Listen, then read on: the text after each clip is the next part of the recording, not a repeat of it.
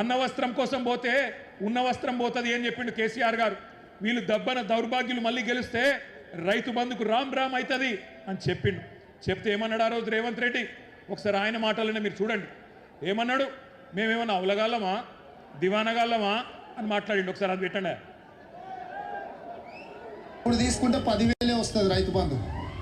కాంగ్రెస్ అధికారంలోకి వస్తే 15,000 వస్తుంది.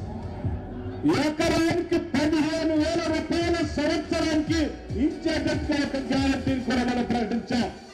రైతు భరోసా, ఇందులో రైతులకు కౌలు రైతులకు సంవత్సరానికి ఎకరాకు 15,000 రూపాయలు ఇచ్చే విధంగా, అదేవిధంగా నిరుపేదలైన కూలీలకు సంవత్సరానికి 12,000 రూపాయలు ఇచ్చే విధంగా రైతు భరోసా కార్యక్రమాన్ని రెండవ గ్యారంటీ కింద ప్రకటించడం జరిగింది.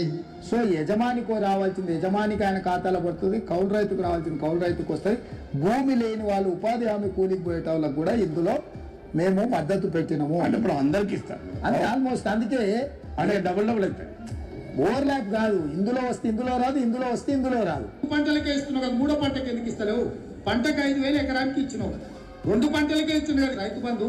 మరి 3 పంటలు పండిస్తే 3 సార్లు ఎందుకు ఇస్తలేవు రైతు బంధు? కేసీఆర్ అంటున్నాడు కాంగ్రెస్ వస్తే రైతు బంధు బంద్ అవుతుందని. ఎందుకు బంద్ అవుతుందే? మేమేమన్నా దివానగాలమా? మాకేమన్నా ధమాక్ లేదా? అడుగుదాం ఒకసారి మరి. అప్పుడు ఏమన్నాడు? రైతు బంధు నాపిన దివానాగాడు ఎవడు? రైతు బంధు నాపిన దివానాగాడు ఎవడు? మరి ఇప్పుడు అన్నాడు కదా ఆయననే దివానగాళ్ళమా మేము బంద్ చేస్తామా అన్నాడు. నేను అడుగుతున్నా ఇయ్యాల, అరే హౌలా, అరే దివానా, ఎందుకు బంధు పెట్టినవరా రైతు బంధు? నీ అయ్య సొమ్మ, నీ అబ్బ సొత్తా? మీరు సమాధానం చెప్పాలి. ఇవాళ 3 సార్లు రైతు బంధు ఎగ్గొట్టిన దివానాగాడు ఎవడు? ఎవడు? నేను ఎవడతలేదు తమ్మి. రైతు బీమాను బొందబెట్టిన హౌలాగాడు ఎవడు?